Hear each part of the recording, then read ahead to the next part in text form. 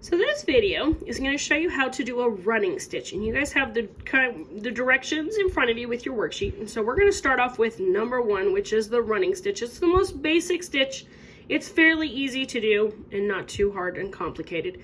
This one doesn't stay real well, which is why you're never really going to use a running stitch when you're sewing your clothing or your projects together. You're actually going to want to use a back stitch, which is the next video, and we'll talk more about that here in a minute. But for now, we're just going to start with a running stitch, which is the most basic. So you start off by going up through A, and you can do this on fabric as well, but just because it makes it easier for you guys to see, I'm going to do it on your worksheet because you guys are going to do it in the same spot to practice.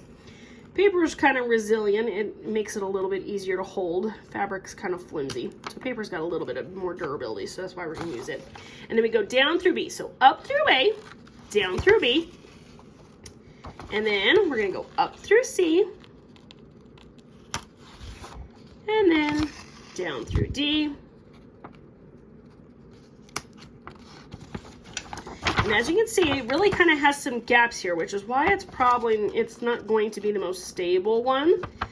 But that's just fine. And then you just continue this same pattern going down the entire length of your page. You need at least 6 of these in order to get full points for your worksheet. So make sure you do at least 6 of them. My 4th one, we go nice up and down motions. And these are nice and big. So this is quite a bit bigger than you would actually do on your actual projects and things like that. We would only make these about 1/8 of an inch, but because we're practicing, we're gonna make these fairly big. When we do this on your project, it's gonna be quite a bit smaller. They're not gonna be quite as big as these guys. And that's just fine. We're just going down the paper. So going up it and then down it. And now you need to make sure that you leave enough length to tie your knot. So right now I've got 6.